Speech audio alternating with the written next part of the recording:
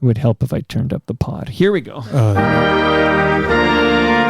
I'm standing on skates for Canada. Hi, this is Ron McLean. It's an honor to welcome you to Team Canada, where we all have a position on defense to buy Canadian products, support Canadian businesses, and protect Canadian workers. We all know what it means when it says Canada on the sweater. Let's make sure it says Canada on the label. Shop as if your country depends on it. Keep your money in Canada for Canada. What up, Mike? Toronto. VK on the beat. Check. I'm in Toronto where you wanna get the city love. I'm from Toronto where you wanna get the city love. I'm in Toronto like we wanna get the city love. My city love me back for my city love. Welcome to episode 1654 of Toronto Mic'd. Proudly brought to you by Great Lakes Brewery, a fiercely independent craft brewery who believes in supporting communities, good times, and brewing amazing beer. Order online for free local home delivery in the GTA. Palma Pasta. Enjoy the taste of fresh, homemade Italian pasta and entrees from Palma Pasta in Mississauga and Oakville. RecycleMyElectronics.ca. Committing to our planet's future means properly recycling our electronics of the past. Building Toronto Skyline, a podcast and book from Nick Ienes, sponsored by Fusion Corp Construction Management Inc. And Redley Funeral Home, pillars of the community since 1921. Joining me today, making his Toronto Mic debut, is Patrick Pentland from Sloan. Welcome, Patrick. Thanks for having me. Well, thanks for being here. Did I hear you correct that you wanted to vet where you were going? Is that right? You made a phone call to Chris Murphy to make sure that you weren't in any trouble? I think it was more, I think I was being asked if I could do something today, and I said, no, I can't. I got to go out to Etobicoke and to do the podcast. And he goes, oh, you're doing this one. So he said it was... So did I just need to know right now, Patrick, did I get the Chris Murphy seal of approval? Yeah, I think he gave you like a 8.5 out of 10. No, I don't know. He said I expect better. He said I'd have fun. So I want you to witness this. I don't know if you can see him here.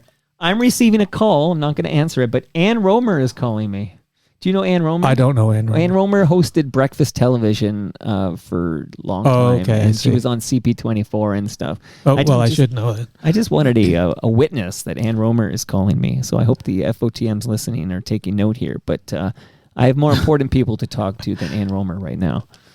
You, my friend, I mean, so much ground I got to cover with you, but I just want to read a note that came in when I said Patrick was making his Toronto Mic debut. By the way, do you do a lot of these? Like, do you do a lot of these deep dives?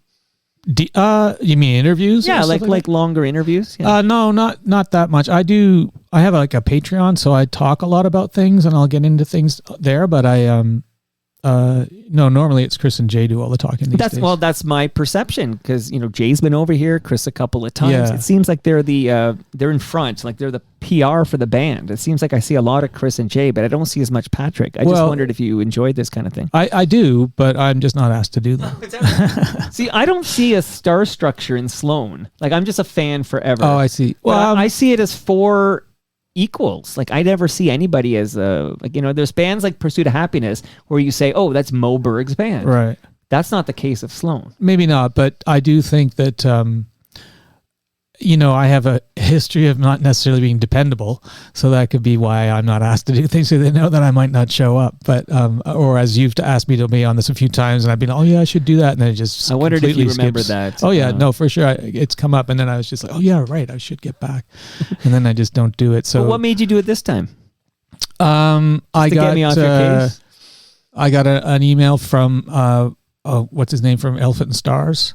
Oh yeah, Manfred, that's right. And he was saying that you guys had been maybe talking about me somehow, and then I was like, yes, I'll do it now. So I got in touch this time. Yeah. Okay, Manfred, absolutely. So Manfred wrote me because he's a big fan of Fuzzed Out. Right. Yeah. So, and later I'm going to play a little Fuzzed Out and talk to you about it. But I got to say, shout out to Manfred from Elephants and Stars that he made this happen. And I've been working on this for a long time. Okay, cool. Well, yeah, he's cool, so that's good. He's a cool cat. Okay.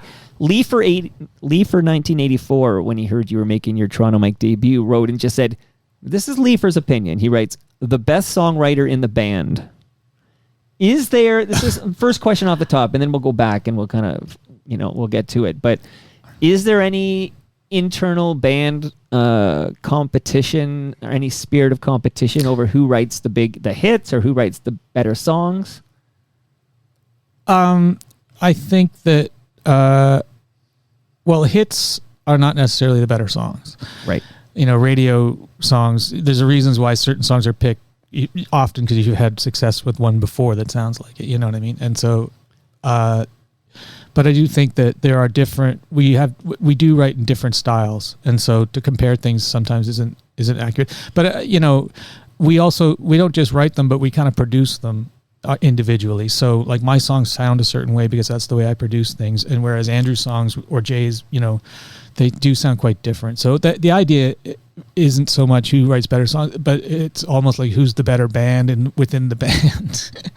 But I think I know that I write the best songs. So that's all I care about. I don't care about other people's opinion. Well, listen, that's what matters is you look in the mirror and you're like, I am somebody. I wrote this song. But and the other thing too, which Chris will often bring up, is that we just split the publishing 4 ways anyway, so it kind of doesn't matter.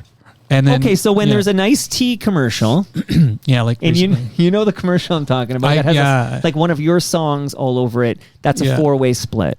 Well, that song's, I take credit for that song because I kind of produced that song and did the bulk of it, but Chris and I kind of co-wrote that. Chris came up with parts for that song too. But anyway, yeah. And so that song's a bit of a cash cow in a way. That's the one that works for us, it's been in commercials and different things. So, I've been through this in my head a little bit because I have written a lot of songs that have been on the radio and stuff. And if I'd gotten, some of them are co-writes for sure, but if I'd gotten the money I might have gotten if I was the only songwriter, I would be very much more rich, or rich at all. But then when you go through it, it's like the way that we have a band or how I'm able to even do that, or two of us are able to do that, is because of everybody else and what they've done. And so, at some point, how nitpicky are you going to get about stuff like that? And I'm happy that we've been able to do it together, and I'm happy that everybody contributes very quality material. Sure. So it doesn't really matter who wrote what. Quite a collective. I mean, I've cherry-picked 4 songs. So, 1, 2, 3. Yeah, precisely 4 songs that I'm going to be playing and asking you about as we get into this, Patrick. And these are 4 Patrick songs, obviously. But like I said off the top, when I think of Sloan, and I've loved Sloan since I heard on CFNY, I heard Underwhelmed one day, and it was like, love it first listen, get smeared, let's go. But, and we'll go, actually, one of the songs of yours I pulled is pre-smeared, so we're going to go way back with that. But I absolutely think of Sloan as a four-headed beast, if you will. No part more important than any other part. And kudos to you, because in the not-so-secret FOTM chat earlier today, we were trying to think of bands that are still active, that have their original lineup intact. Like, I'm talking foursomes or greater, so I'm going to discount like trios. But you guys have 35 years of the same 4 guys. Like, this is no small feat. Like, that's awesome. It is. I don't think you don't think it's awesome. Well, it's not like, we have done things to try to keep everybody happy, and sure. we don't always get along. The idea would be if somebody had left and then somebody else comes in, and then there's another drummer and then, or another bass player or another guitar player. And then it just becomes about a couple of people who are left behind, and it's not really the same thing. And I think it would be different if, like, can you name me the bass player in Maroon 5? No. So but they may be the original guys too, but they're not writing songs and singing songs and doing things like that. That's why it's different for us, is because we're 4 front men fronting 4 different bands within the one band. If it was just somebody playing the keyboards in the background or something, it might not be as important. but it's very important for us. Because if one of us, if I left or if Andrew left or something when we've been unhappy, it wouldn't be the same band anymore. It wouldn't be the same band. Like we could go out and do it. We could get a new drummer or a new guitar player or a new bass player, but like it just wouldn't be the same thing. So it is very valuable, even as friends too, because more than friends, we're like family. We're like brothers or cousins. Like we don't always get along, but like you sometimes have to just they've definitely given me space at times when I've needed it, and then that's helped to keep things together. I think sometimes you just have to step away from people. Okay, so we're going to step back and then kind of walk through things chronologically, and I won't keep you for 6-7 hours, although you made the mistake of telling me that you've got lots of time. Well, I like talking about myself. Well, listen, I want to talk about you. I want to do this. So we're going to go back. Maybe share with me, and I know you're born in Ireland, so how old are you when you come to Canada? I was about 5. Okay. Pretty damn young. But when do you fall in love with music? Like, when do you have that moment where it's like, I want to make a go of this? Oh, to play music? Yeah. I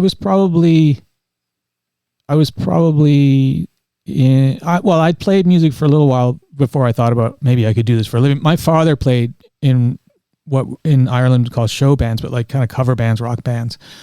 And in the 60s and into the 70s. And so and I remembered that from being a kid, and then by the time we'd moved to Canada from Northern Ireland, he had stopped doing that, and I always felt that he had sort of maybe stepped away from something that he really meant a lot to him. And so I wasn't going to do anything else because I didn't know how to do anything else. You know, I had gone to university, but I wasn't getting any degree I could use. I started getting a journalism degree, and then I stopped that, and then it was just like.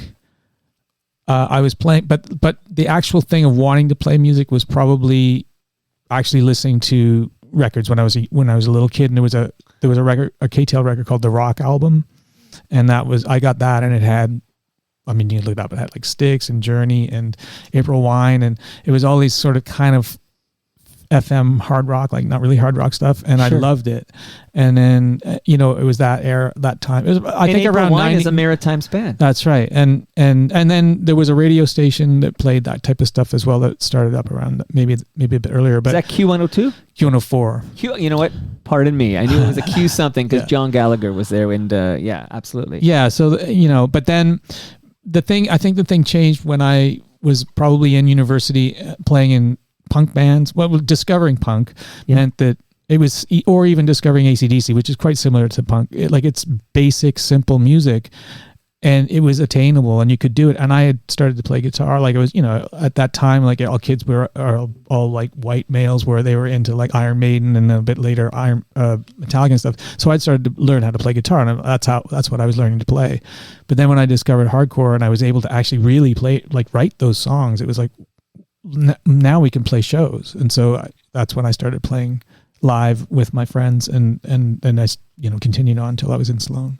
The band you were in with Cliff Gibb, is that called Happy Co? Well, I was in a band prior to that called Convulsions, a hardcore band with him, or Ripping Convulsions, but we just call it Convulsions. And we recorded some demo stuff, which Chris is insistent that gets released.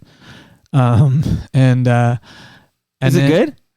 We thought we were Minor Threat or Circle Jerks, but we were really just like SOD or Cro-Mags. Like it was just kind of metal hardcore, but we didn't really know that at the time. And then Happy Co came after. Happy Co was more serious in that Convulsions was sort of maybe when I was leaving high school, and then like my first year university, and then Happy Co started after that. And in that band we thought we were Dinosaur Jr.,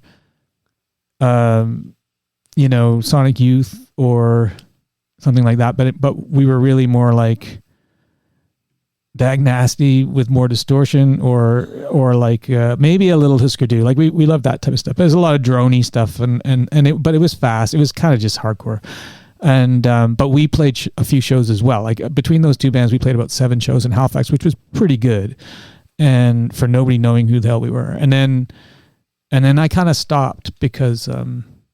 And because Cliff went off to school, and so I didn't want to play with anybody else. So then when he was gone, he was kind of my partner. He's been like one of my best friends and dearest friends. And so he was kind of my musical partner for a while, but then that kind of came to an end. Because no Happy Co, no Sloan. Yeah.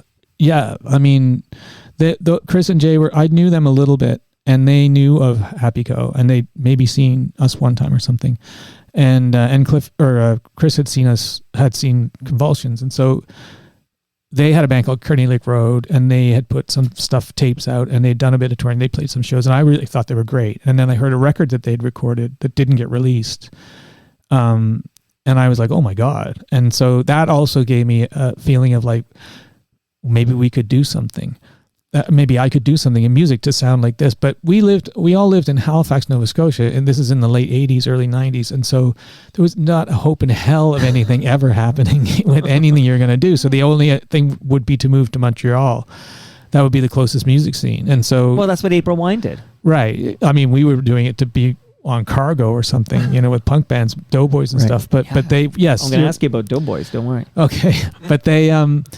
Yeah, no, you're right, though. That was the music scene you would have to go to. Toronto, and to me, Toronto was just like, it was just like Guns N' Roses type guys or something. I didn't want to go to Toronto, but Montreal was all like punk. So that, in my mind, that's what would have happened. But yeah, the idea of doing anything. Is that like a Slick Toxic reference? Yeah, something like that. I can't think of the bands, but they would have been. Yeah, and I'm thinking, what's Sebastian Bach? What was he doing? Skid Row? Skid Row or something? Something like that. Okay, I remember. I think Slick he was in a Toxic. band before that called Madam X. Oh, he's from Peterborough, so I guess he ended up here. Okay, and the Gasworks and all that stuff. Yeah, I didn't go to Gasworks, and I know Rockpile is still open, I believe.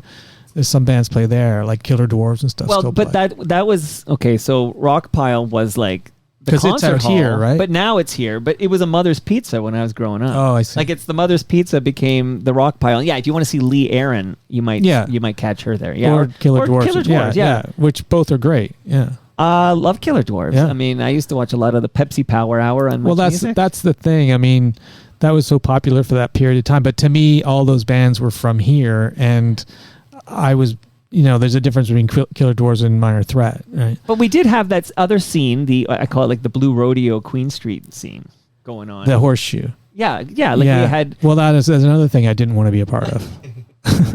Maybe you didn't hear me. I said Minor Threat. So you made a go of it in Halifax. I mean, I guess I'm now interested in how you end up in Sloan. And is there a Sloan before you get there? Well, I think I ended up in it because there weren't that many musicians that could play properly or could play what they were thinking about doing, I think. But I think they had rehearsed one time with another guy, this guy Lucas Pierce, and it was not a good fit. And then now I would like to believe that was just because they hadn't gotten in touch with me yet, or they didn't feel comfortable doing it. But, eventually Chris kind of cornered me in some record store or something and asked me if I wanted to come and hang out. And he gave me a tape that Andrew and he had just rattled off quickly. And then I played with them. I learned the songs. I showed up knowing everything. I brought a bass amp, and a heavy metal pedal, like Boss heavy metal pedal, and so I just played really fuzzed out bass, which they weren't doing, and I knew the songs. And when I left, this was in Andrew's basement. I'd never met Andrew, and when I left, I was just like, because I had kind of given up playing music and saying I wanted to finish school, and I was just like, holy shit, this could actually be something good. And my first reaction. Wow. So you remember that first show with Sloan? Well, this is the first rehearsal, right? And I don't remember the first. No, I do remember the first show. Yeah. No, I remember all of it. So can you tell me a little? I'm going to play a jam from the Peppermint EP in a moment here. A Patrick jam, which also ends up on Smeared. So it's a great song, actually. You probably agree with that. Okay. But you tell me, what do you remember about the first time you played? So you, Chris Murphy, Jay Ferguson, and Andrew Scott. Yeah. The first show first show. Well, because Andrew and Chris were going to the Nova Scotia College of Art and Design, and they had a dance, so we were playing that with a couple of other bands. I believe Lucas, who played that first rehearsal, it was his the band he'd formed as well. So he was in. I think he played it, but we just kind of, because they had basically what we were doing was mainly playing songs Chris had written, and they just didn't know. I don't think they understood how to make the noise that they wanted to make, because back then they were very, what's the word I want to say? Whatever. I'm the kind of guy who will plug in 2 distortion pedals and turn them all the way up and see what that sounds like. They would never even think to do that. And so they wanted to get feedback and all this stuff. And they wanted to sound like My Bloody Valentine, and that's sort of, or even like that grungy sound or whatever. And so I was doing that on the bass, which changed things. But so anyway, when we went in to do it was like they're kind of cleaner guitars. I was going loud on the bass, and then Andrew had only been playing drums for a little while, and he was already the best drummer I'd ever seen. And we just did a ton of noise and feedback, and it was just smoke and strobe lights, and it went on for about, I don't know, probably 10 minutes, and it was chaos, and I was just like, this is amazing. Yeah. Do you have any recollection of what songs you played? I think we played a song called Caroline. We probably played Underwhelmed, but it was a different version of it. There might have been a song called Inner Place, maybe. And we didn't do the one you're talking about, Sugar Tune. I wrote that a little bit later, but I don't think we did that until the Peppermint record was. Okay, we're going to talk about the Peppermint EP, and I will play that exact song, but I now realize I had this great idea earlier today. So earlier today, I'm like, okay, Patrick's coming over from Sloan. This is very exciting. And I'm like, oh my goodness, it's the first day of spring. And I'm like, I'm going to open the show with some Gandharvas. This was my big idea, Patrick, okay? So I forgot to do it. But I just want to get a little Gandharvas in the mix here. Because I'll tell you, I love Sloan, but I fucking love this song. Yeah, I like this song. I remember, I haven't heard it in a long, long time. Okay, let's listen together a little bit. Then I'll give you your gifts now, and then we're going to get into Sugar Tune and go. I just want you to hang in my basement and listen to jams with me, Patrick. Okay?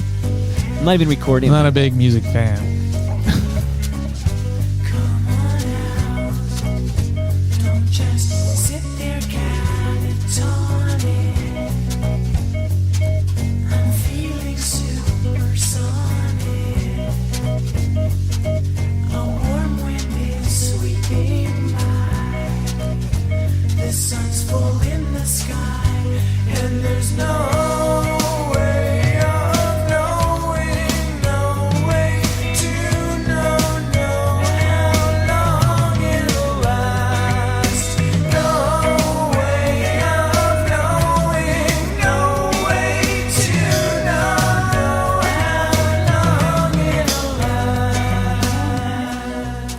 Every year, the first day of spring, I kick out this jam, and it still sounds great. I just dig the sound, man. I dig the sound. Here, let me just do this, and then we're going to get the Sugar Tune. I got to give you a large lasagna from Palma Pasta.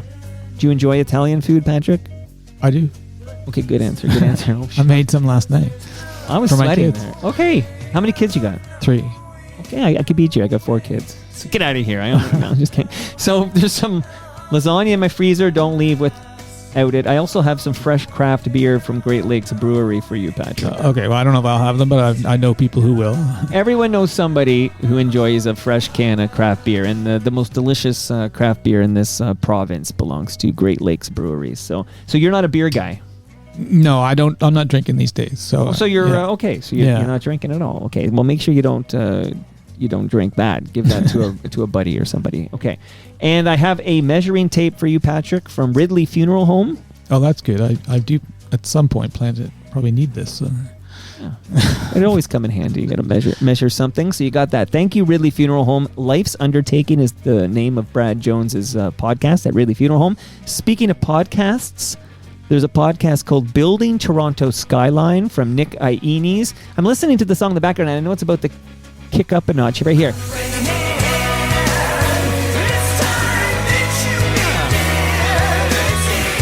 I think the Gandharva should have been a bigger deal. What's going on here? Okay, I think he's a scientist now. Oh, really? Like, I reached out to get the guy from Gandharva's on because I wanted to talk, and he's like, I'm an important scientist on the West Coast doing like important scientific research or something. Like, too busy for me. What's going on there? Okay, Nick Iones, his podcast is called Building Toronto Skyline. Subscribe, enjoy. Thank you to Nick from Fusion Corp. And last but not least, I would like to shout out recyclemyelectronics.ca, because Patrick, if you have a room or a drawer, maybe an entire home filled with old electronics, old cables, old devices that don't work anymore, don't throw it in the garbage, because those chemicals end up in our landfill. Go to recyclemyelectronics.ca myelectronics.ca and put in your postal code and find out where to drop it off. You got it, Patrick? I'll do my best to scour. Recyclemyelectronics.ca. Okay, Gandharvas are going to take us into Sloan. Here we go.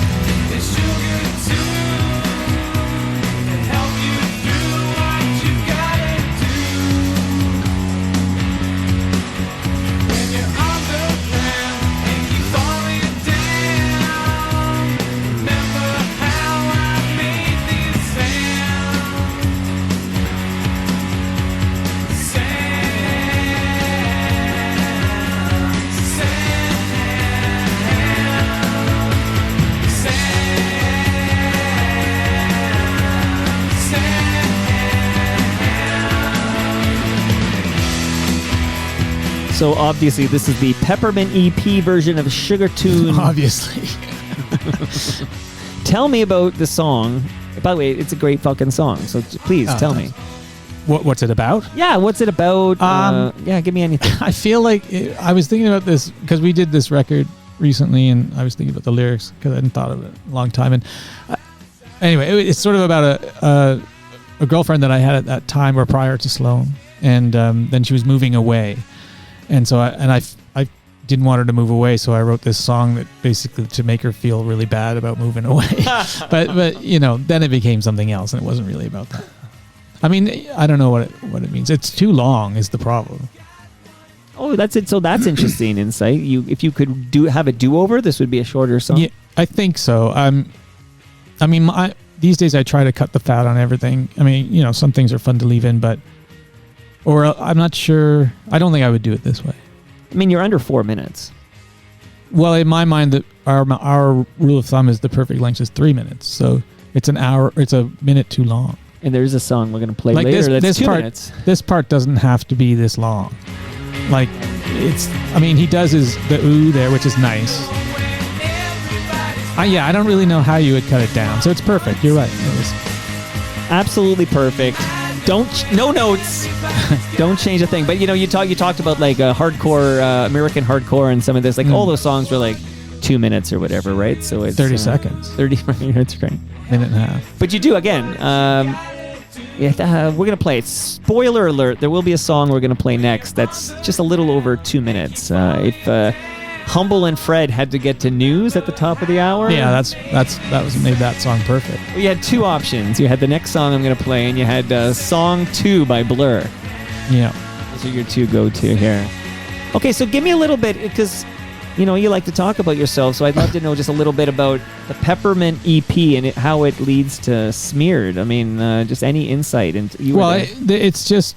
What happened was we came second place in a Battle of the Bands contest, which was outrageous, and then Cool Blue Halo, who Cliff Gibb ended up playing drums in later when he decided to get into playing music again, and so after he was in Thrush Hermit. Anyway,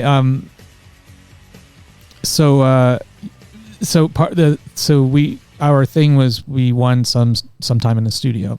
And so we had some songs, and so we went in, and Chris and Jay put up some money, I think, to do more recording, and so we just recorded a bunch of songs that we had, and then by the time we were going on our first cross Canada tour, we were already there was already some interest in us without having left Nova Scotia, Halifax, and so we felt like we needed to we went across the country. We kind of knew that we were going to have some record coming out, but it was clear that the record wasn't going to come out for probably a year, and we had a bunch of touring we wanted to do, so we just took 4 or 5 of those songs and put together this Peppermint EP. But it was mainly just to have something to sell on the road. Sure. And then it kind of got released to indie record stores, and it became that first release. And then our because we were waiting for in Canada it would be MCA, but in the States we were waiting for Geffen to release this. Like, that Smeared record was done. By the time we finished touring it. It was like 2.5 years of something of that record, like from when we started doing this, recording this. So yeah, so there's not really a big difference. The difference between the two, the EP and the record, is that the record was on Geffen and it was completely mixed by Dave Ogilvy. This was just mixed by us and Terry Pulliam in Halifax. Okay. Very cool. Now, I'm gonna skip an album because I was gonna jump to one chord to another, but Yeah. it's worth twice removed. Was it Chart that called it the greatest Canadian album of all time, or am I misremembering that? Well, when it came out, I would imagine Chart shit all over it because everybody did, and then nobody liked that record, and we didn't. The singles we wanted to put out, they weren't released, and then the label in America didn't really support it, and so. Yes, but then but I think eventually because of that story we broke up and then we got back together again. I think it became a bit of an underdog record, and I also think that what happened with Brit pop and everything, it kind of fit in with that too. And all of a sudden people were like, "Oh my God, they were geniuses all along. This is the greatest album." But I don't know. I kind of feel like maybe they were just trying to piss Neil Young off, but and then it slipped down, and then it went back up again. So it was named that twice. It's worth noting that, but it's not. But what do you think is the greatest Canadian album of all time? Signals by Rush. Okay. No, I don't know. Okay, Anything by Rush. Anything by Rush. Okay, wow. Now, it's worth noting again that Smeared was sort of, we were talking about Halifax like it was the grunge capital of Canada, right? This was Seattle because of the grungy sounds on Smeared. Which I never thought was grungy at all. I mean, I think the story wasn't so much the sound as, I mean, it was kind of the sound, but it was also because of the Seattle connection. It's not LA, it's not New York. It's just like it's just this little indie town, this little cute town on the coast, and so were we. So it came from that too. And there was a whole scene with Jail and Thrush Hermit and stuff. Like there was a whole scene happen. You had a scene. Yeah, they kind of came along. Those bands came along. Well, Thrush Hermit were kind of going anyway, I think, and Jail came along a little bit later. But yeah, we kind of started that scene for sure with a handful of other bands that maybe two other bands or something, and then it became a bigger thing, and we had a label, and so we were trying to help these bands out. And yeah, and I guess some of those bands, for sure, grunge was the predominant sound, for sure. I always just felt that the record sounded a bit more shoegazy than it sounded grunge, Do you think Coax Me sounds like the Rheostatics' Claire? I'm not that familiar with Claire, but I don't think that would have been intentional. I'm sure he wasn't either. I asked Bedini the same question. I'm just trying to, you got to stir up a little shit in the Canadian I'm sure I've heard it. I probably don't. But I wouldn't recognize it to be related to Coax Me. All right, so let's get to this jam here, which is again, Humble and Fred have only 2 minutes before their news update at the top of the hour. What are we going to play? Well, let's kick out this one. Would you please welcome to the stage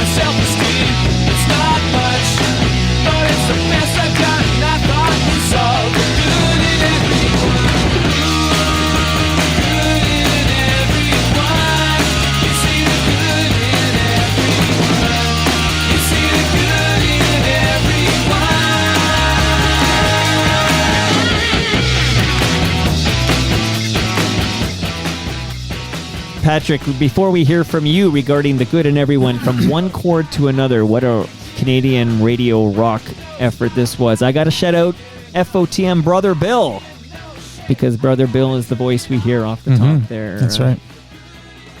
What can you share with us about the good in everyone?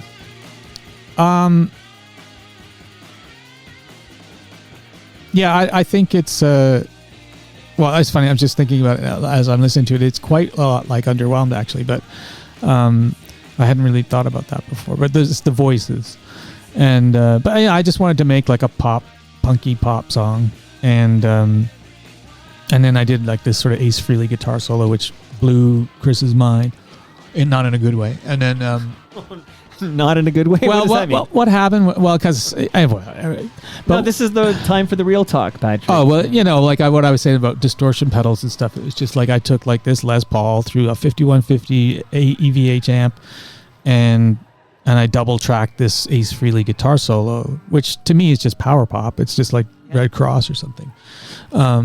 But he anyway, his joke or his thing is that he was just like, "What are you doing? What are we doing? What kind of band are we?" But I would have, you know, the same could have been said about everything you've done wrong, because we did basically Chicago with the horn, you know, which and to me is more outrageous because we would never pull that off live with the horn players.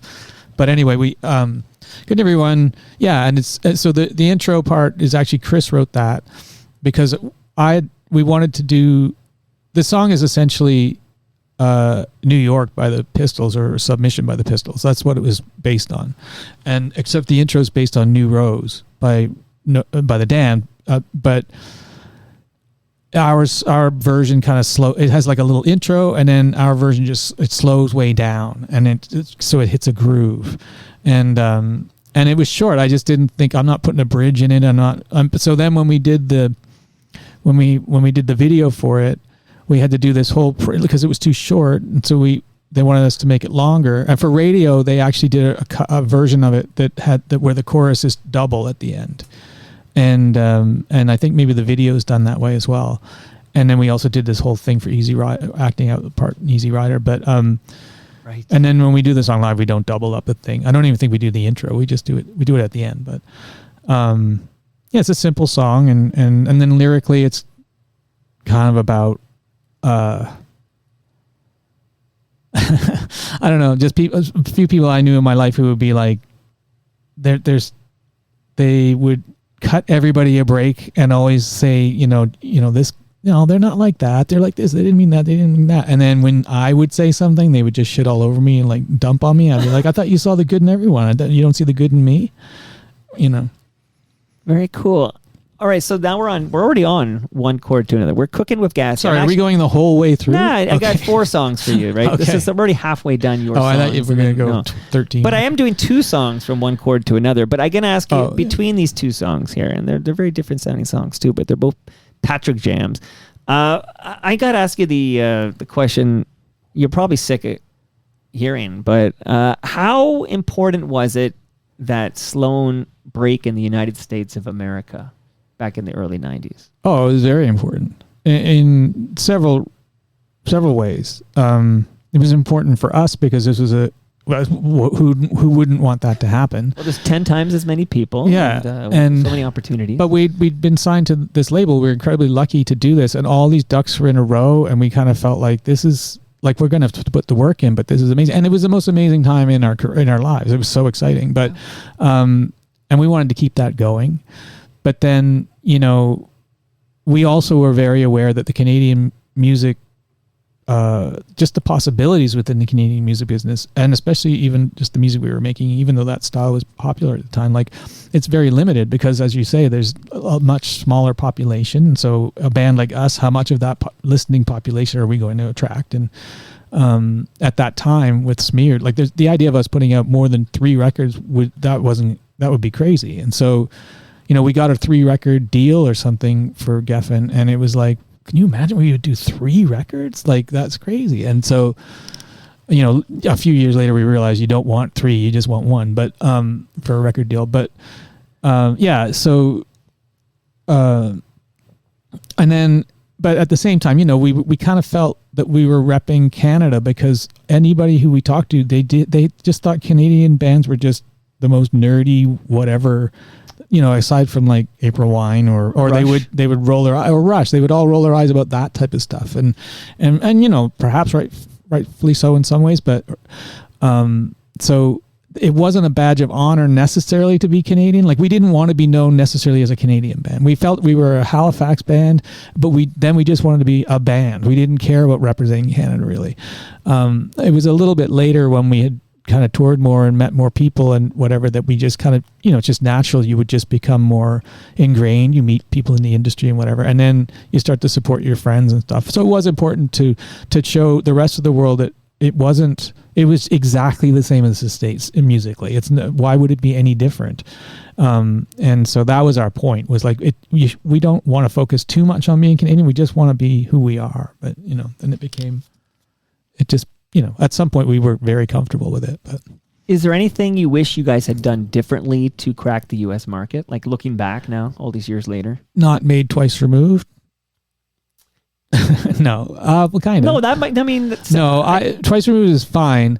No, like we toured hard and we did everything they ever asked us to do. None of us slipped into drug addiction. None of us, did anything horrible. We worked. We made records, and but the music industry doesn't work like that. It's not based on it's not even based on hard work. There's so many other factors involved. And we just had to realize at some point we can't control these factors. So we just need to focus on ourselves and what we want to do. I mean, after we made our record Action Pact, which is a few records later, sure, about 20 years ago. And that record, that's another situation where we had all our ducks in a row and worked really hard on that record. This was with Sony BMG and RCA in the States. And once that kind of got shot for reasons that had nothing to do with the record, I was like, fuck it. I'm not trying anymore. Like, we're just going to make records we want to make. And if they want to pick singles, then that's great. But I'm not worrying about what a label wants anymore. And so then we made Never Hear the End of It, which was a double record. And then we've just never done it like that for labels since. Well, just so I understand, because I only ever lived in Toronto, Ontario, Canada. But so obviously I'm playing Smeared and I fucking loved it. And, I said the first song I heard was on 102.1, Underwhelmed. But how far did you advance in the USA? Like, how big did you get in the States? Well, I mean, we still do well in the States where we play. Our touring route has kind of gotten smaller as we've gotten older. But I would say that most places that we play are comparable to where we play in Canada for the bigger cities. Like, Toronto might be bigger than New York, but New York is still pretty big. But they're still like halls or maybe theater size, maybe smaller, but clubs, but big clubs basically. So it never really got much more than that. We did tour with other bands, and that was like we did Lemonheads when we first started in America. I mean, we did a whole, for Action Pact, that record, we did a whole tour with this Australian band called Jet that had a couple of hits at that time. Are You Gonna Go My Way? Yeah, and so we did a whole 10-week tour with them in the States. I think that was like Iggy Pop's Lust for Life, I think, off the top. Yeah, kind of. Yeah. Except they were kind of like the Faces doing that. Right. But they were a little bit more like Iggy Pop. And that was an incredibly rock and roll tour, and it was at a time in our lives in our early 30s where we were just sort of like, a couple of us had kids, and so we were just sort of, I don't know, we just kind of lived a bit more of a rock tour than perhaps Smeared would have been, which would have been a little bit more. Okay, so let me ask you straight up, like, so when you see a band and I'm just gonna pick on another Toronto band, but the Bare Naked Ladies have a #1 Billboard Hot 100 hit. Yeah. Like, do you look at that and say like, that should have been us? I mean, again, there are reasons why those things happen on an industry side. I'm sorry, I'm not taking anything away from them. I'm just saying that, like, good, because the drummer is a devout listener of Toronto Mike. So Tyler's gonna hear. No, I know Tyler. Those guys. It's not the kind of music I would make ever, but it's but that's whatever. That's just how I grew up, I think that they put a ton of work in, and they did a shit ton of work at colleges. Like, they just did this whole in the early days. Well, they played the Peach Pit. Right. Well, that would help too, right? And so how do they get that? Well, probably through some sort of management. Jason Priestley was a fan. Jason Priestley. There Vancouver you go. Boy. Right. Yeah. So, and so, you can't be jealous of that. And, I mean, the question it would be more, and it wouldn't be fair to ask, but the question to me would be more asked to the Tragically Hip, because Tragically Hip, in my opinion, much bigger than Bare Naked Ladies in Canada. And no doubt about it. But at the same time, Bare Naked Ladies were bigger in the United States than than the Hip. And but at this, at the same time, we did a small European tour with Tragically Hip. They were playing like 2,000 people, and like it wasn't like nobody. Right. And that's in Europe, not even in America, where they were getting, there are pockets in the United States, certainly when we were first starting in the 90s, where they would get much music, like it was part of their cable package. So people knew us down south in places because they got much music. And that's another thing, like, as you were saying, like, it's not just the population, but it's how do you get onto MTV? Nobody there is just listening to a band and saying, hey, let's put them on. It is absolutely nothing to do with that. It has to do with labels, publicists, agents, money. If a song's good and people are listening to it, it will take off. If it's shit, people won't listen to it. But how it gets there has very little to do with anything except for, Jason Priestley likes it, or you met somebody at this place. And we were on a tour with this band Fountains Away, and a friend of ours came out on the road with us, and she was like one of the programmers at MTV, and she said, she's on the road with us. She was just as a friend, and she's like, I love your band, but I can't play your video. And why not? Well, it's just the politics. I just can't do it. And like when you hear that, when you're touring for 10 weeks at a time, wondering why things aren't happening, and the people at MTV are saying, I love your band so much, I'm going to come on the road with you and sleep on a couch. I can't play your video. So when you talk about Bare Naked Ladies taking off and stuff, it's not just because of the music, because there's a few other things probably, which is nothing to do, it's not their fault at all. I mean, I would never fault them. I mean, you talk about Rush, like Rush took off in America mainly because a couple of programmers at a radio station really liked them, and then it's sort of a groundswell, but that doesn't happen very often. No, I mean, that story, I've talked to Donna Halper, who was at this Cleveland station, who got an album sent to her by Bob Roper, who's only ever done one podcast in his life, and it was this podcast. So Bob Roper sent to his friend Donna Halper on a Cleveland station, sent the first album by Rush, and with the different drummer, the original drummer, and she started playing Working Man because Cleveland was like a blue collar working town, and people started requesting Working Man, and they literally brought Rush to Cleveland to play gigs, and that was the spark, was this happenstance. So a whole bunch of it is beyond the quality of the music. Most of it is because that, I mean, there's so many bands or so many songs I know from bands that never got very far at all that are so good. And, maybe the dream would be, well, if this didn't take off, maybe somebody will cover, with 5440 having their song covered by Hootie and the Blowfish. Right. That's a huge windfall, especially even at that time they had been together probably only about 10 years, or maybe, probably about 10 years. But I would imagine they were almost ready to retire at that point, and then that happened, and then that helped their career here as well. And that's almost what we would, if something like that were to happen to us, I would be more. I mean, America would be great, but it's like, how's that going to affect us in Canada? Is that going to up our, thing here? Because we do okay, but it'd be nice to be seen as bigger icons than we are. Well, here, I promised I'd play another song from one chord to another, and then tying into what you just referenced there is a song I'm going to play from Navy Blues. Okay, so. Okay. But you're like my prisoner, Patrick. Well, is this a mystery I'm supposed to figure out? Like, I don't know. Well, you can guess, because I'm playing songs played on alt-rock radio in this country all the time that were written by Patrick Pentland. So you can probably guess all these. But here is... Oh, right, I see you. And no cheating by looking at my screen, okay, Patrick? I want you to be surprised. I think I know what this song is. You don't need to tell me. Name that tune, Patrick. It's Patrick. You got life insurance. Do your time to pay the price for everything you've done wrong, baby. In your life, you get so high, there's nowhere left to go but down. Don't believe that no one cares, 'cause we're here waiting for you, baby. Do your time and then come home for good. So don't hide yourself away. Let it shine, let it shine. Don't hide yourself away. Let it shine.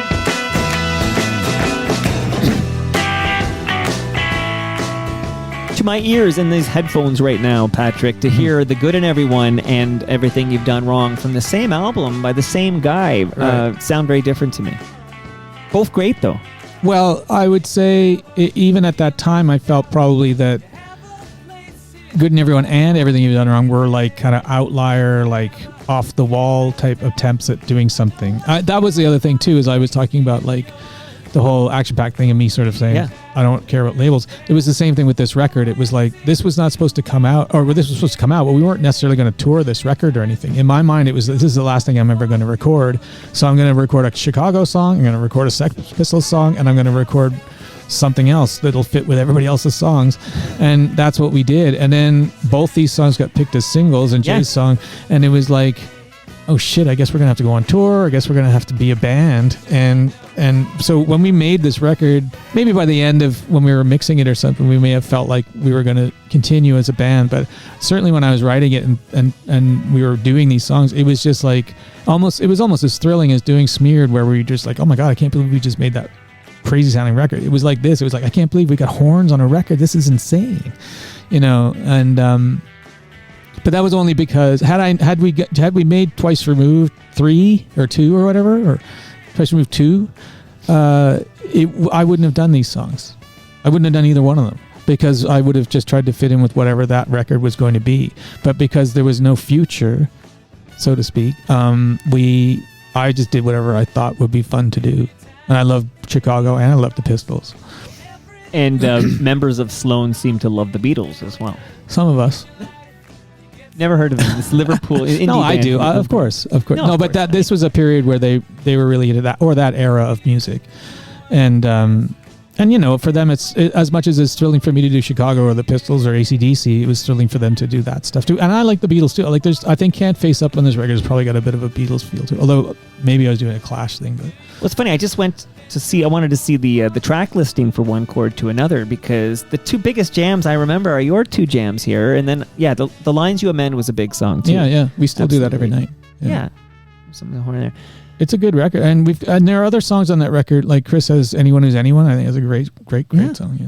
Now, how close? You kind of alluded earlier. Like, how many times? First, like, this is some big questions. Sorry, and Andrew has good songs on that record too. Andrew's, I didn't mean it. I know. I don't think of who's the leader. I don't have this.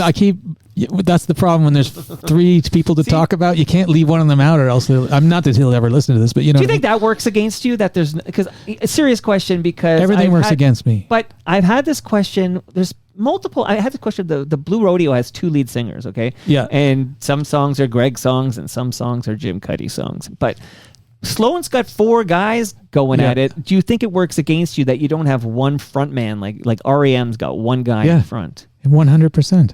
That's, of course. The music business isn't built for 4 people. You can't keep going back to the friggin' Beatles. That's my problem, is like everybody keeps acting like that's something that you could do, or maybe where you do. No, that's just, again, that's a whole other thing. That's just a pop thing, like a boy band thing, and that became something else. But like with...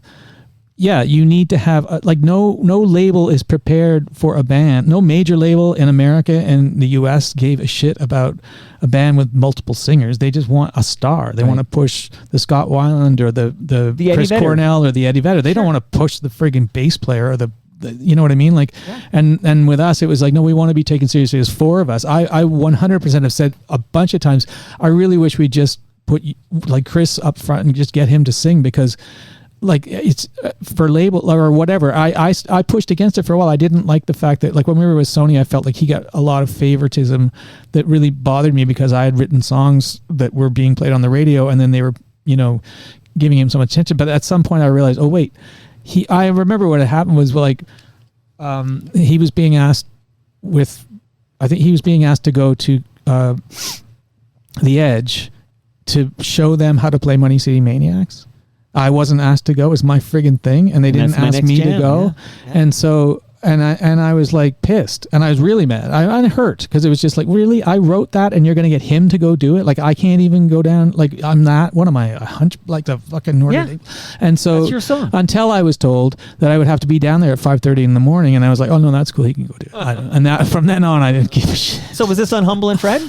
I don't know. Probably. I'm going to your mind blow for the day, Patrick, is today I produced the Humble and Fred show. Oh, okay. Well, then, sure. Well, it's got to be if it's The Edge and it's in the 90s. It would have been when that, or no, it would have been a few years after that came out. It would have been around, I don't know when it would, like say 2000, something like that. But yes. But at the same time, The Edge has always been supportive. So no. No, they played a shit ton of Sloan. Yeah, right? Like, absolutely. We've always had a great relationship with those guys, and What's the other one called? Now Indie 88. Indie 88. Sorry, yeah. Yeah. Shout out to my buddy. Oh, they're great too. Bullet. Anyone who plays Sloan is great, right? But I'm sure now Boom is playing Sloan, right? Well, that's the other thing too. Is as you gear up to do my is like we are now in like technically in classic rock era or whatever that is, like the category. So our goal now, one of our goals is to move into that, to become the new April Wine on the radio, to become the new Rush on the radio, but also, or to get in with those guys, but also for festivals like, we just played a festival with Trooper last year, and it doesn't have any original members. None of them are original. They're all like hired guys, except I think one of them was in the band for a long time, but he was not an original member. Right. But the singer, nobody is. And of course the audience, they have no idea what the guy looks like. Most of the people, they just know the song. They don't care. Well, this is what happened to the Guess Who in the States. Right. So but anyway, point being that unless that trend continues, which I don't think it will, then all these bands are retiring. All these bands we've been playing with for so long, they're starting, they don't want to go on the road anymore. So then we will move hopefully into those slots of playing all, and I don't care if people are into it, it's fine. And our audience is growing older anyway. So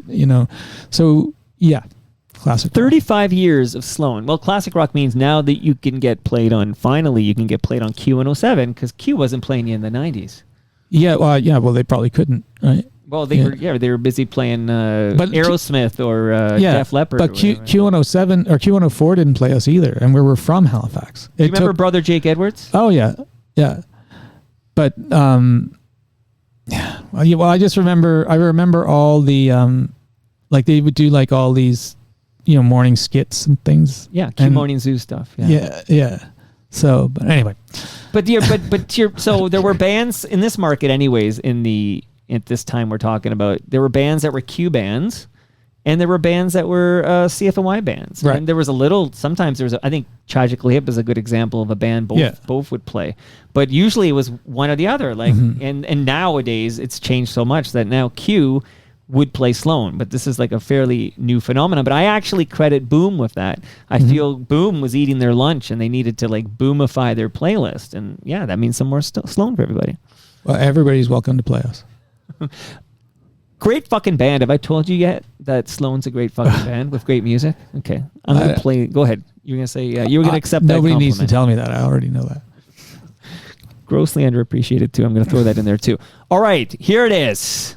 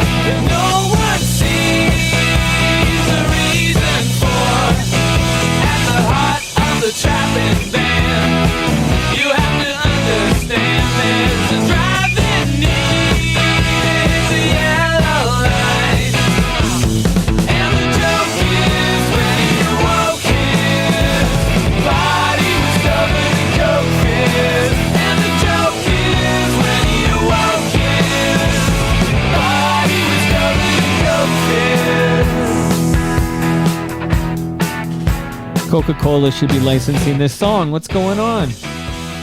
Coke Fizz? Yeah, but did they use that line in the thing? In the commercial? No, I don't think. No, you're talking about Fuse, right? You're talking about Fuse? Fuse, yeah. Is that not a Coca-Cola company? Well, did you cash your checks from Coke? Somebody told me it was a Coca-Cola company. See, I don't know. I don't know. Okay, but it's where, that's so the most recent time you would have heard this on TV is the Fuse iced tea ad, and we learned off the top you guys had to split that 4 ways, even though this is a Patrick Pentland jam. Well, I think I was saying but Chris is in there too. But you know what? The thing is, if you listen to the song and when the drums kick in, and then you listen, because Andrew's kind of doing a thing on the ride that I didn't want him to do, but he did it. And now to me that's like a part of the song. So like he didn't write anything, he just did that, but to me that's as important as not as important as the riff, but like it's in there, you know what I mean? So that's part of the whole songwriting thing of splitting things. It's like these things matter. Like you're gonna go through every song and it's like, well, who did this tambourine, you know? No. Well, it's like when U2, like the Edge has to put his signature guitar thing on it or whatever. It's part of the deal. But who was the siren at the beginning? Who was responsible for that siren at the beginning? Who decided to put it there? Yeah. It's just a sound effects thing, but I think what I wanted was I wanted the intro is kind of like it's a good clapping song too, by the way. Yeah, the intro is based on Live Wire by AC/DC, but they go down and we go up with the chords, and don't tell them that. And then so when it kicks in, I wanted something to happen, and Andrew had an old car, like a 70s something or other, and it was parked. We were doing it in Chemical, which is downtown Toronto, and there was a little alleyway where he had the car parked, and we brought microphone. It was winter. We brought microphones out to the car, and we got him to like rev up the engine and stuff to make it sound like a car was taking off, because I wanted to give it a sense of movement. Sure. And that didn't really work. And then it was just put a friggin' siren at the beginning, because those always sound cool. And so that's what we did. And then we didn't use the siren for many years because we didn't have the ability to do it. And then at some point, Gregory McDonald put it in a keyboard, and now we can do it. There you go. Okay, Money City Maniacs. Fucking great, from Navy Blues. I'm actually now going to hit you with the questions that came in. So you comfortable now? Can we start the recording, Patrick? How you feeling? How far into this are we going to go? Question time. Don't worry. This will be 90 minutes or less. 90 minutes or less. And you're going to get a lasagna. People are going to get bored of my voice. No, please. They're loving this. I promise you. Jerry the Garbage Man wrote in. Long-time Sloan fan here. I'm fascinated by the group dynamic. Can you ask Patrick how they decide who plays which instruments on a given track? Do they always sing their own songs? Yeah, well, I would say I'm not sure about Chris's songs, but the way it works is well, actually recently we're doing a record right now, and so Andrew actually will play pretty much everything on his own songs, and he will. Chris and I did some singing on his songs for this record, but and I'll play all the guitar on mine. Sometimes I play the bass, but I like to get Chris to play bass because he's a good bass, and I just like to get people involved. And then, so Chris played drums on most of the songs on this record and the last one. Yeah, he's good behind the kit. Yeah, no, he's a good drummer. And the way we work, it's part of it is the four of us are doing our own thing. Jay plays all the guitars on his. I don't play guitar on anybody else's songs but my own, and I haven't done since Action Pact, when we all played our regular parts. But and that's fine, because like I like the way Jay plays guitar, and if I were to get on that, I would probably be jamming Zakk Wylde all over it or something. So it's better that they do their own thing, and I enjoy doing my own thing. But and then at some point we all have to learn the songs, and I have to learn all the parts. And sometimes, Andrew's songs can be, his musical mind is pretty complex. So like his guitar parts and just the way things fit together are often quite cool and interesting. And so you have to kind of learn. It's not just like my songs are just bash out here's the chords, it's G, C, D, like, you know what I mean? Most of the time. And so we all have to learn the songs, and then, but in terms of singing, yeah, whoever wrote the lyrics, whoever song it is, they sing the lead. Very good. Now, you mentioned Andrew, and it occurs to me that now that you're an FOTM, friend of Toronto Mike, of course, Chris has been over a couple of times. Jay came over. Do you think Andrew would appear on Toronto Mike? Yeah, I think so. Have you never asked him? I have to check. Well, I asked you several times before I got, and again, I feel you're all equal, so I'm sure I've asked him, but I'm going to confirm that with the archive. He's probably online. I'm not online that much anymore because I have a Patreon now that I do everything on. Shout out the Patreon right now. It's just my Patrick Pentland Patreon, and it's good. And it's just all like, I've got fuzzed out demos up there, all the fuzzed out demos. I've got tons of B-side extra stuff demos, and then lots of other behind the scenes things and videos that I've done and stuff. And I've got a bunch of people on there, and I can talk to them all often if I can. So yeah, it's like $10 a month. It's a lot of fun, and you get all that stuff. So you're not going to hear any fuzzed out for a while anywhere else. Okay. And soon I have a question about fuzzed out, but okay. I'm going to go to Tai Joshi. Tai Joshi wants to know, are you guys going to do another music cruise? I would love to. I had so much fun on that Bare Naked Ladies one. So it's called Ships and Dip or something? It was, yeah. And I was, because I was newly single. And so I was just sort of like the first time or the second time. And so I was... Who can keep track? I was... I had a room to myself, and it was just a Bare Naked Ladies cruise. It was like a lot of fun. We played about 5 times, and like those guys were cool. The Odds were there, friends of ours, obviously, and Sarah McLachlan was there, who's from Halifax, and it was great. I had a blast. I know, like, Weezer's done them. There's power pop ones that happen. Like, I don't know why we're not on them. We're so much fun. Speaking of Weezer, it's fair to say, I think, that Pinkerton was there twice removed. It would be in that I've barely listened to it. They had the first album, like this big kind of certain sound, and then the second album, very different. But over time, people are going to come out and say, "Oh." Here's the thing, though, and this is why I'm always down on Twice Removed, and I shouldn't be down on it. But here's the reason: is because of Weezer. Is because while we were making that record, while we were mixing that record, Twice Removed in New York, and we had the same A&R guy, and Weezer had been signed by him after we were signed, and I don't even know if we knew he signed them. We played with them on Smeared, and so we're mixing Twice Removed. I was really worried because it didn't sound like Smeared. I felt it was way too Beatlesy. It's not really, but I thought it was at the time, and I was like, the label, I don't know what we're doing, and they were like, no, it's going to be great. It's good. So whatever, we're doing it, and it sounded great, and whatever. And then Todd Sullivan, the A&R guy, shows up with the newly mastered Blue Album. This record by this band Weezer that you played with in LA one time. Remember that? I signed them. I was like, okay. I take it home to the hotel. I put it into my,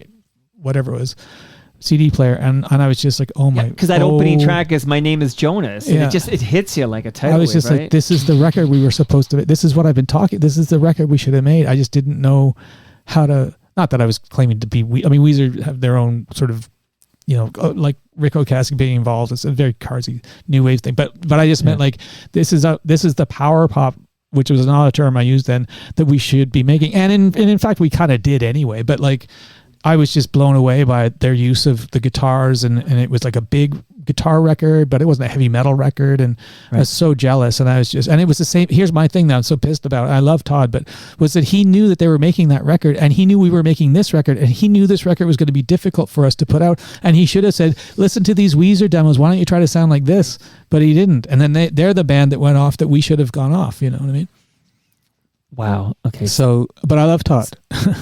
And you mentioned Rick Ocasek, who produced that Blue Album, also produced Nada Surf's Popular. And if you listen to Nada Surf's Popular, then listen to Undone, the Sweater Song, you're listening to the same similar. song. Yeah. I don't really know Nada Surf's stuff that much, but the tour manager, a merch person we've had in the past, Sarah, she does a lot of work with them. She's on tour with, I think, right now in Europe with them. But I did notice that when I first heard it. Yeah. Both Rick Ocasek productions. And just one thought quickly, because earlier we talked about what worked against Sloan was having 4 singers, right? Instead of having like one front guy. Well, or whatever. it's yes. I would say 65% worked against us. I mean, Rolling Stones, you picture Mick up there, right? It's often foil. You've got Mick and Keith. You've got. But Keith doesn't sing lead on Rolling Stones songs. No, but Keith, you want to be Keith. You don't want to be Mick. No, that's a whole different thing. That's right. That's like a Led Zeppelin like, thing. You don't want to be going down at 5:30 in the morning. But Rick Ocasek and Cars, there's a band where my brain thinks of big hits by Cars, and it's 2 different lead singers. Yes, I know, exactly. And that's another thing too. Exactly. If you think about that band, you think about him. But then of course the songs he didn't Drive is Benjamin Orr. Yeah. And what's the other one? Because there's but the thing is, you might think I'm crazy or whatever. Like that song Rick sucks. Ocasek. Yeah, and that's it's the horrible. one with his wife in the video. I'm not blaming her, but I'm just saying, like, she's a highlight.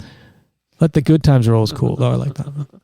Goodness gracious, man. Okay, so we are. My question now. This is from Toronto Mike. Okay, and Jay was very honest about this. I'm hoping you'll be equally honest. But it sounds like multiple times, but one time particularly, Sloan was done.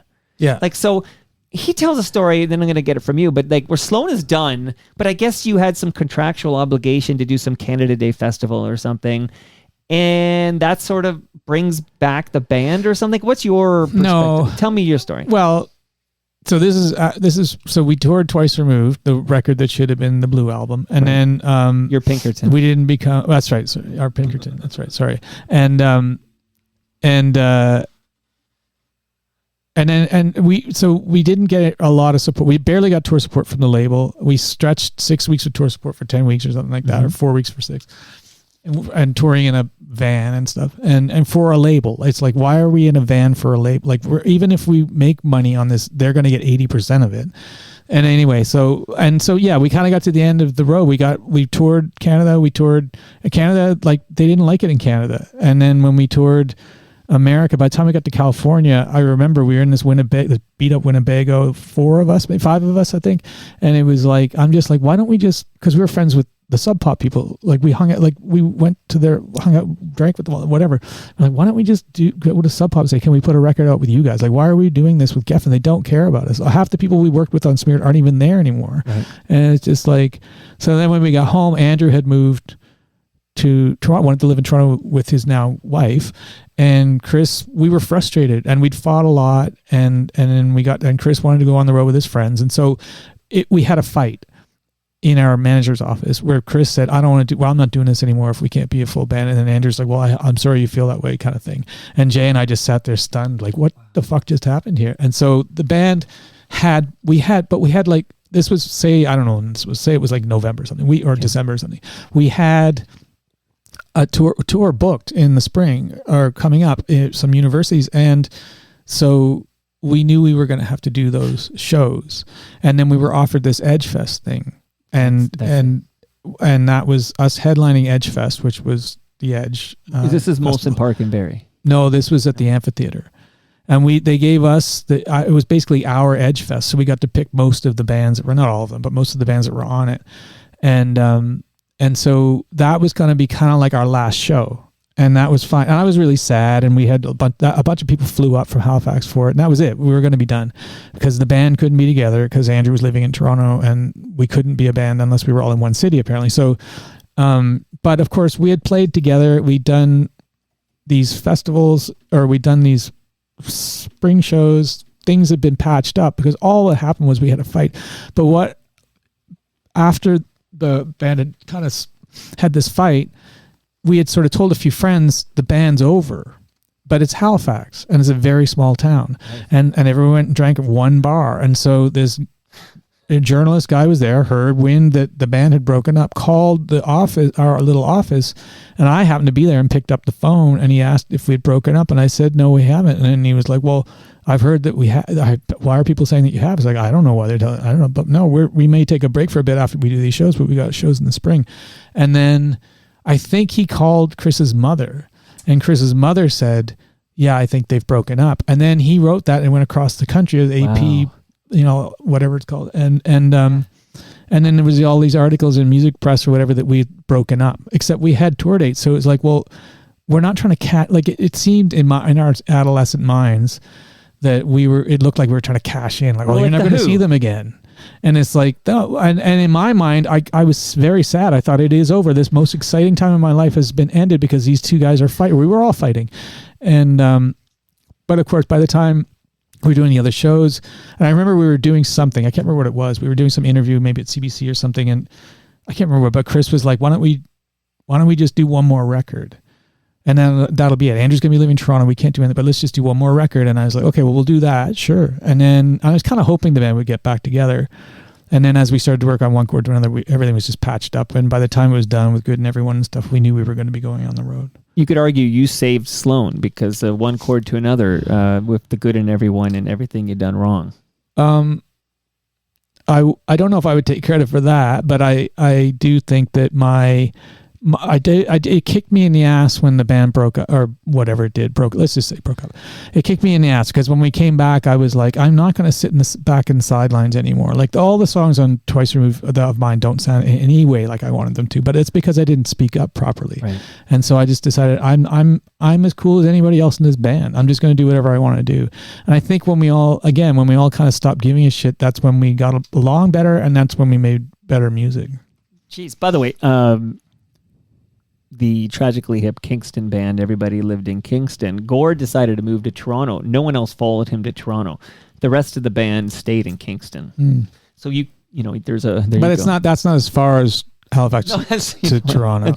That is true. But the thing is, it had nothing to do with that. It had to do with the fact that Chris and Andrew had been like very close best friends, and now Andrew was seeing, Andrew was moving to be with his girlfriend, and Chris was hurt, I think, as part of it, and that's understandable. And so it's, you know, but we were also like 24, like 23, 20, and really we're still about 24, and we were probably more like 18 when we were 24, you know. Right. Trevor, and you're doing great, Patrick. Is it Trevor? Which Trevor is it? Trevor, super fan Trevor. I don't know. Okay. Shout out to Brian Dunn, whose buddy Trevor says he's the world's biggest Sloan fan. No, it's not the one I'm thinking of. Trevor says, last year, Patrick was talking about the band potentially doing a Christmas holiday album, which I don't think happened. Hasn't been released, at least. No, it didn't. He said that he initially wasn't too keen on it, but warmed to the idea of it as a challenge. So, yeah, the big question is that still on the table? I don't know. I think Chris, as usual, came up with something like that. And because he's kind of, we've done some Christmas songs before. And then I was like, yeah, I guess we could do that. He's like, pain in the ass. But then it was like, well, actually, I could probably write some kind of fun rock songs for Christmas and maybe, or for holidays, and maybe kids would like whatever, maybe. So I thought, yeah, sure, why not? And I have actually written a good chunk of one song, but no, we haven't really talked about it. I mean, it's taken us almost a year to do this record. When is this record going to be available for me to hear it? Well, we're mixing it right now. We've been doing it since May and of last year, and but we didn't do a lot in the summer. And then so I think the idea is it'll be out in like October or November. But how does Chris have time with his several other bands? Well, don't talk to me about that. It's a teaser. It's coming back again. But Jimmy Early. Well, he can do it because he's barely doing. He does a lot, but he's not doing that much because there's 3 other guys who are doing it. Right? Isn't that what we've been talking about this whole time? He only has to come up with 3 songs. He came up with 4 this time. Okay. Does it have to be equal every time or no? No. Well, we try to do 3 each, but Andrew just wanted to do 2, and then I guess it became Chris was doing 4. I don't know why that happened, but because I obviously have a bunch of other songs. But I don't care. I was happy to get it done. I'm going to close with side projects, okay? But Jimmy Early writes, excellent. This is when I just said Patrick Pentland was coming on Toronto Mike. Excellent. My question for Patrick. Unkind is one of the greatest power pop songs ever written and recorded. Why do you, Patrick, keep a lower profile than your Sloan brothers, Chris and Jay?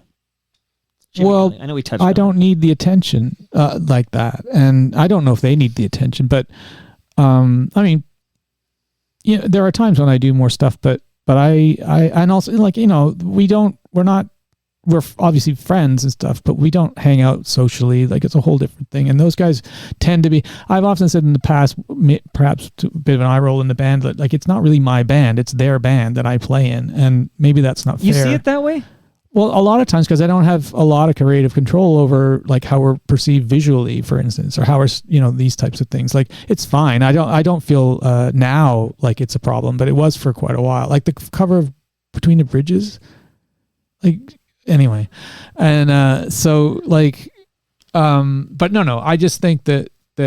And Sloan's not Bon Jovi, right? Like Bon Jovi, there's a guy who owns Bon Jovi and he hires guys to play in it. No, I'm not suggesting that. I'm just saying that you can't have 4 people in charge. You can't have 4 people speaking for the band all the time. Like you know, when you see bands play and like 3 guys are talking all the time and it's not that choreographed, it's just people talking over each other all the time. And so at some point, and I perhaps Andrew's worse than me, but like we tend to be kind of more acidic and like dark with the way we talk about things, and like not that into this and not that into that. And of course I love everything I'm doing, but they're a little bit more just sort of like, it's just their nature to just be more self-promotional. Well, Chris is, I know him so well, although I was hanging with him and his sister in Hamilton to see Tom Wilson. Wilson, and we were kind of having a good chat, some nice chats about Stephen Page and Bare Naked Ladies, and it was very interesting. But Chris's ace in the hole is he's wicked funny. Yeah, I'm funny too. Yeah, well, you're more of like the dry wit, right? And you're all funny. You're all funny. Okay, Well, so we can't get into this because then you start getting into personalities and stuff. Well, the Right. reason he needs is because he. Yeah, I don't want to get into that. well, I think you're all equal. I'm going to repeat that again. I love you all equally. Okay, so although I haven't met Andrew, my next goal is to get Andrew in the basement, so I'm going to work on that here. This is from me.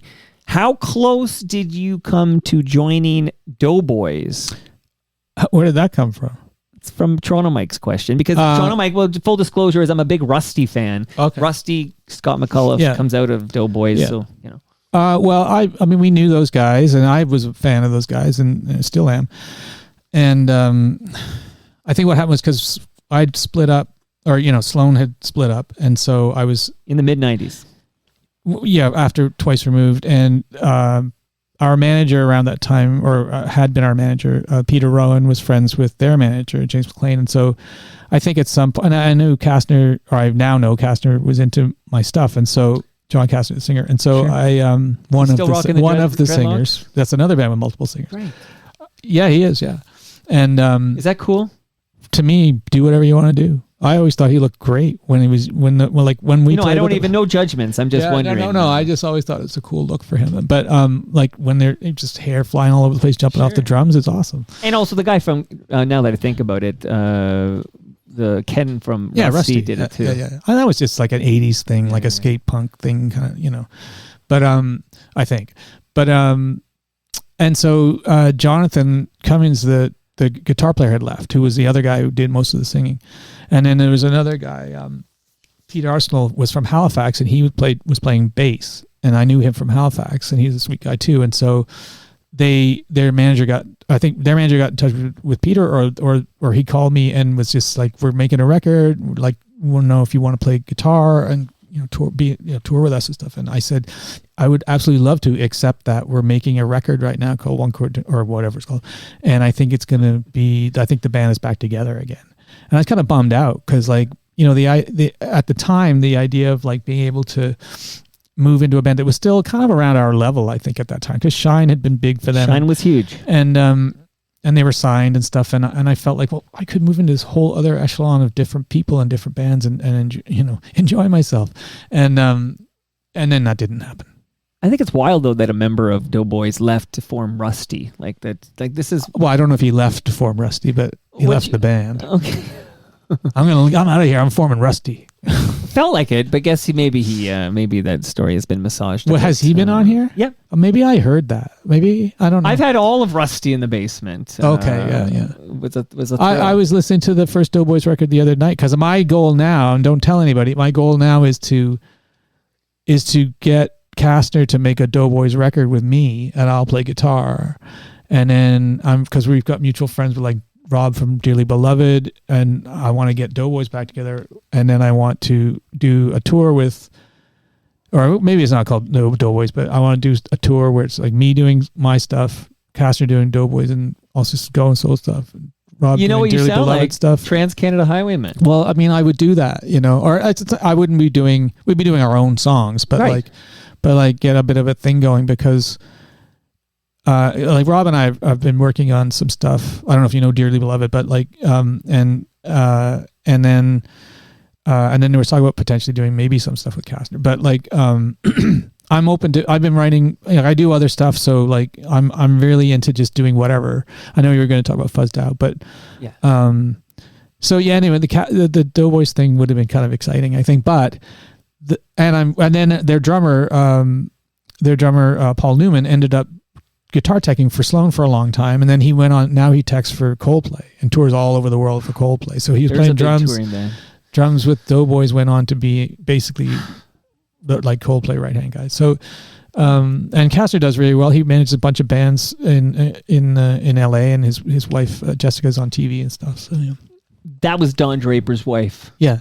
I know. I guess I've never really watched the show. Can I tell you? I think it's a top 5 show of all time for me personally. Mad Men. I'm sure it's pretty good. It is. It's like and I think I see a lot of it's like there's a list of about 5 shows I should have watched the whole way through because everybody loves. Can I tell you the names of those shows you didn't watch that you should be watching? I'm gonna guess. Ready? Okay. One is The Sopranos. No, I watched all. Sopranos. Okay. One is 6 Feet Under. I watched some of that. You didn't like it? I wouldn't be something I'd tune into all the time. Okay, I loved it. That's okay. That's what makes life interesting. We're all different. The Wire.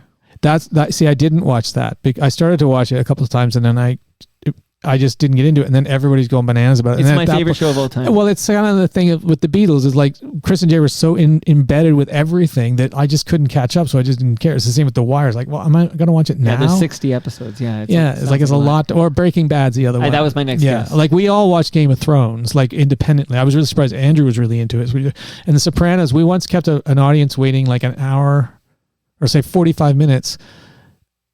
They thought like the lights went down and we didn't go on stage for 45 minutes because we were watching Sopranos and backstage and we didn't want to leave because it was too exciting. Love The Sopranos.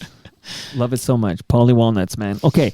So you know, we're going to just finish by talking about side projects. I got a lovely note here from Hamilton Mike. Mm-hmm. Shout out to Hamilton Mike.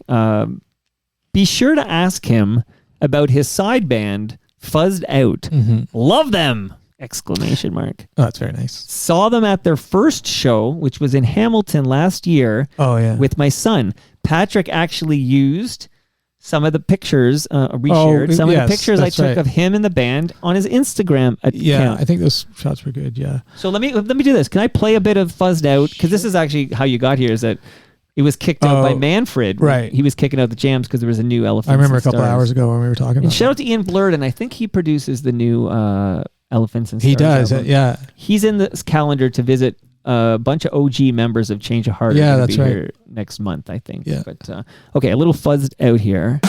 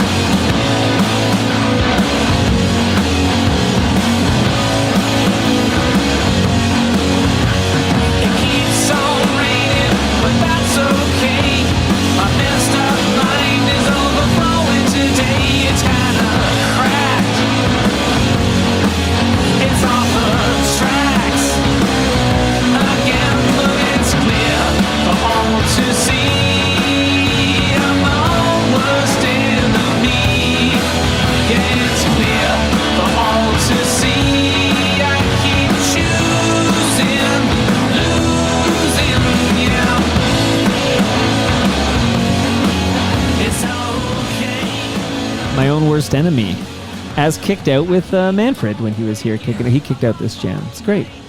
That's nice. So what can you share with us about Fuzzed Out? And do you have any problem at all with the fact that members of Sloan have side projects, obviously, but Chris Murphy's got like 8 of them or something. Yeah. Do I have a problem with that? Yeah.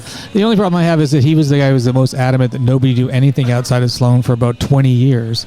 And then I found out while we were making another record from the guy who was making the record with us, who made this stuff.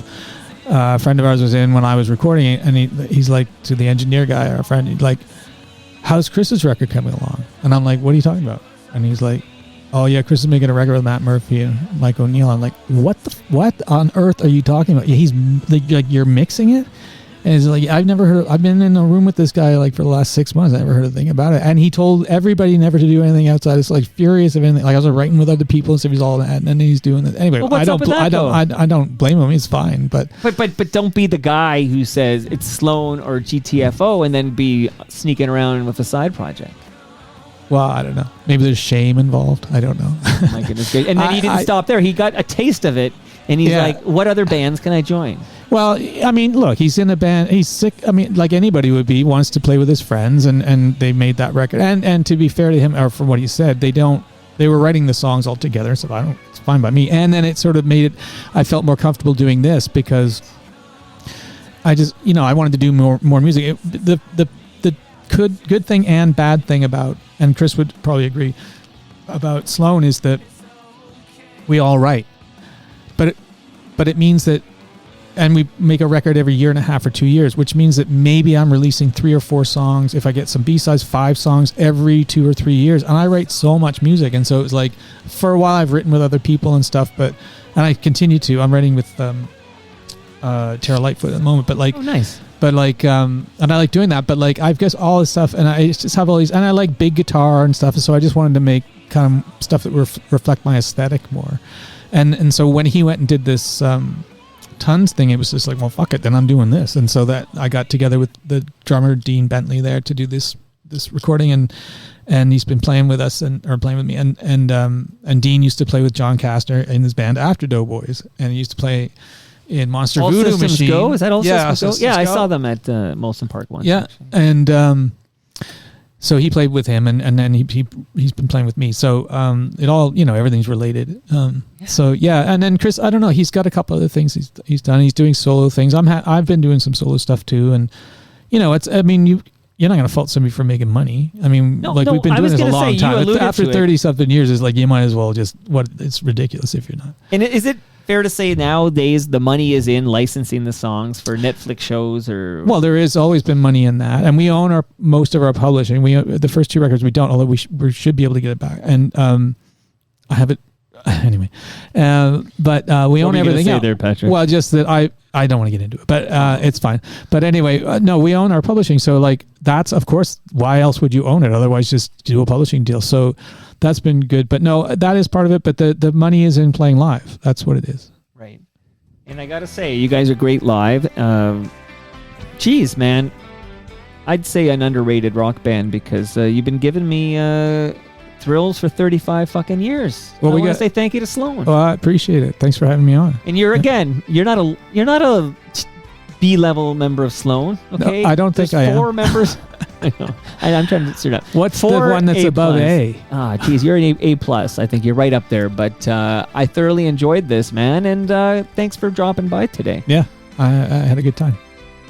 Should I? That was the That was the perfect ending. that was the perfect ending. Can we do it again? Hold on. Do you know Holly Cole? I don't know Holly Cole. No, you just know of her. You don't know Holly. I know Cole. Holly McNarland. Yeah. She Numb. was my neighbor for like 8 years. She just So- lives up the street from me now. Numb was a song I fucking loved. I'm like, who is this woman? I would hear on Safe Y actually. Numb. Yeah. And she had a couple other Safe Y hits. One particular that was all over the place. But Numb, I said, what's this song? Because I was really into that sound. This woman's gonna be huge. Yeah. I really would like to get her over for a convo. You're not her neighbor anymore. You're telling me. She's in the neighborhood. I just. Tell her yeah. Toronto Mike would love to chat with Holly McNarland. Oh yeah, I'm sure she would. Yeah. Okay, so you're taking a list here. Andrew, Holly. Okay, but got Holly Cole. it. Right. I'm only bringing up Holly Cole because she's visiting tomorrow, so I was just curious on the way out if you ever had any interaction. But she's like No. a jazzy thing. You guys are like a... Well, I mean that Rock doesn't, band. like I just found the Junos are happening in a little bit. I like going to those things because you meet all kinds of people. Like we know people who from different types of music, but yeah, I have never met her though. Who's your favorite member of the Trans-Canada Highwaymen? Craig Northey. Good answer. All right. And that... Craig Northey. That brings us to the end of our 1,600 yeah, well, he's fucking amazing. 1,654th show. So go to torontomike.com for all your Toronto Mike needs.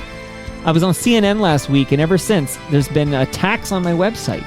Like, I pissed off some MAGA people, and I've been dealing with it all week to try to find ways to defeat these guys. So it just makes me want to go at them harder. We're at war here. Would you go for pleasure to the USA right now? I can't talk about the USA. I don't want to get in trouble. He's tapping out, everybody. They're listening to everything, man. Yeah, you'll be denied at the border. Much love to all who made this possible. That is Great Lakes Brewery, Palma Pasta, RecycleMyElectronics.ca, Building Toronto Skyline, and of course, Ridley Funeral Home. See you all tomorrow when, I was going to say Holly McNarland, but actually it's Holly Cole who's making her Toronto Mike debut. See you all then.